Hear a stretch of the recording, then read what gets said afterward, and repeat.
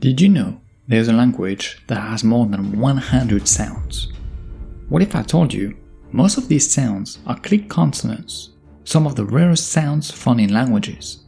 This language is probably one of the hardest to learn for people because of this large inventory of sounds. What's worse is that it could disappear in the next decades. Today, we're talking about the Ta language, a language spoken in Africa by a small number of people, but that has still managed to surprise everyone by the complexity of its many sounds. Ta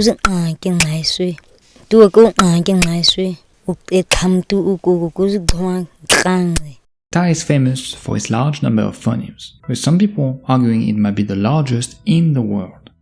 A good contender to that was the Ubik language, but there are no speaker lists of it today. Some estimates mention that Ta could have more than 100 consonants. We'll see in a minute how this can be the case. Part of this large consonant inventory is due to the presence of click consonants. This is because Ta is a two language, which belongs to the Khoisan language family. Languages from the Khoisan family are the only languages to have click consonants, and they are found in South Africa. Well, the general location on the continent and not just the country. Like I said, it's also famous for having the larger number of click consonants. Fun fact, about 80% of basic words starts with a click.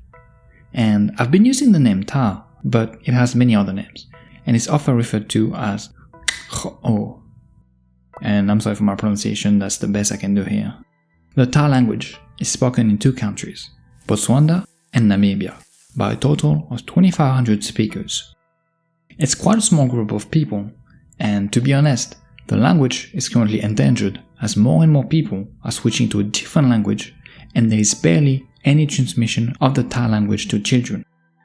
The Ta settlement area includes parts of the Kalahari and Genzi districts in Botswana, and of the Omaheke and Hardap regions in Namibia. So let's hear what this language sounds like.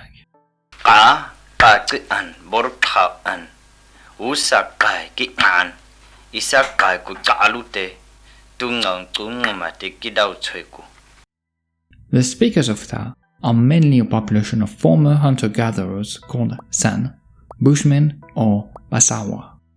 They live in a wide area from the Molopo River on the Botswana-South Africa border in the southeast to Leonardville on the Nosa River in Namibia in the northwest. While they refer to themselves by different group names or ethnonyms and do not necessarily think of themselves as one people, all of them refer to their common language as Ta'an, with Ta being the term for person or human being and An meaning language. Because they live across such a vast area, their social backgrounds and their current political situations vary a lot. Some folks work as farmhands on big commercial farms, while others are involved in patron-client arrangements with Galagadi or Herero herders. Then, there are those who live pretty much on their own in shared communities or government resettlement areas. In both Namibia and Botswana, the Ta people are among the groups with the worst social and economic standing, meaning they have the lowest level of education, healthcare, and income. They used to mostly live off hunting and gathering, but now that's either limited by law or completely forbidden. Let's talk about the thing that made Ta so famous and so unique, its phoneme inventory. Ta has at least 58 consonants and 31 vowels, and also 4 tones. And notice how I say at least, because the reality is, we don't know for sure how many consonants and vowels are in the language, and there are some debates about how they are organized. Some estimates believe that Ta has between 80 and 122 consonants. If the number 122 is correct, it would mean this language has the largest phoneme inventory ever. Even more than Ubik, that's famous for having a massive consonant inventory of about 80. Ta is not uniform and includes different dialects, mainly the East Ta dialect and the West Ta dialect. This adds another layer of potential phonemes if we look at them separately. However, when talking about Ta, people often refer to the East Ta dialect, which is the one famous for an extremely large phoneme inventory. Some people mention a total of 122 consonants, as I mentioned earlier. This leads to a situation where Ta is described as having the largest segment inventory with a total of 160 sounds. And this is mainly because of clicks and the contrastive use of clicks. Also, here are some examples of clicks used in Ta and in other languages. That's just a few examples of clicks, but we can also add uvula consonants, some stop consonants, and the use of many different vowels. But depending on how the sounds are analyzed, this can be reduced to a smaller number of consonants and vowels. So sounds in Ta are a bit difficult to analyze, and it also shows that it's not well known and described. This is why there are many descriptions of the language that will all have a different number of sounds compared to another. It also depends on how the sounds of the language are organized and described. It shows that this is a complicated topic which reflects dialectal differences and also a difference of analysis. Besides the consonants, the vowel inventory of the language is also an interesting case study. If we count at least 31 vowels, meaning there might be even more, that is still a large inventory. Most languages have between 3 and 5 vowels.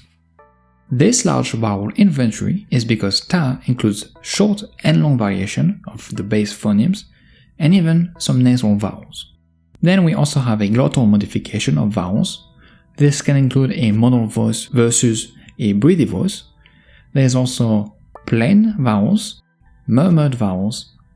The vowels A, O, U may also be glottalized and murmured at the same time, as well as pharyngalized. And sometimes even strident vowels are used. A and U may be both pharyngalized and glottalized at the same time. And I'm sorry for not having all the examples of phenomena I have described, but some of them are just so rare that it's actually quite difficult to find examples. So all of this leads us to a large vowel inventory that will make most people scared of such a language. But there's more. On top of that, we can have tones in the language, as if that wasn't enough sounds already. So we have a grand total of 4 different tones in Ta: high tone, mid tone, low, and mid-falling.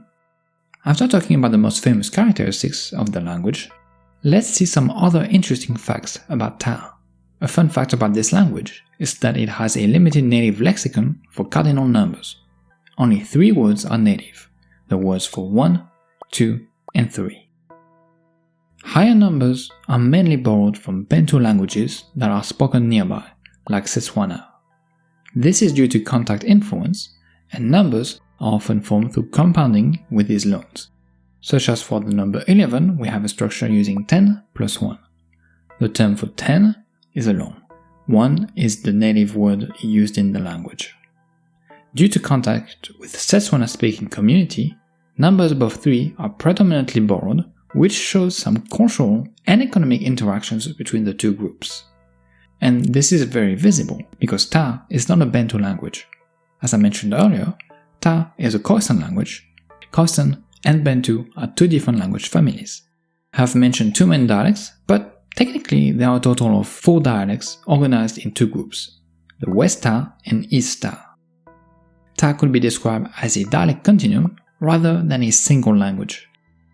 As I just said, there are 2 groups of dialects, West Ta and East Ta. Based on people who studied the language, this grouping suggests a historical spread from west to east. On the west we have the West Ta and Sai Huan, while on the east side we have East Ta and Ama. To be more precise about this language, it's better to describe it as a dialect continuum rather than a single dialect or a single language. What this means is that it's a range of varieties that are more intelligible the closer they are to each other and more unintelligible the further they are from each other, kind of like a gradual change. They all are part of a larger entity and might have more or less similarities from one geographical place to another. Besides the dialect aspect of the language, it can be noted that Ta is a subject, verb, object language. You'll also find several verbs and prepositions that change form. Things like genitives, adjectives, relative clauses, and numbers come after the nouns they are describing. People use reduplication to create causative verbs, and there are a total of 5 groups for noun agreement and 2 more for tones. This agreement system shows up some pronoun, transitive verbs, preposition, and some other small words. So all of that just to say that there is a lot of interesting grammatical aspects to the language. Now that we saw some of the main characteristics and fun facts about the Ta language, let's talk about a topic that is a bit less fun: the disappearance of Ta. Like I said earlier, there are about 2,500 speakers of Ta, and almost no language transmission to children. This means that Ta will likely disappear in the near future. The ethnologue considers it to be endangered, meaning that it is no longer the norm that children learn and use this language. If this is the case today, it's because of the low socioeconomic status, forced assimilation, and the dominance of languages like Setswana and English. I mentioned how numbers were borrowed from Setswana, and I guess it shows the influence of the language in the area and on the Ta speakers. These conditions often lead to people moving away from their language in favor of a more dominant one that happens to be used more often and for more purposes than the native language of a group of people. If a different language like Setswana or English can bring more opportunities for people, it's not surprising that some adopt them in their daily use. Forced assimilation is also not surprising as a cause for the disappearance of a language, and it has happened and continues to happen around the world.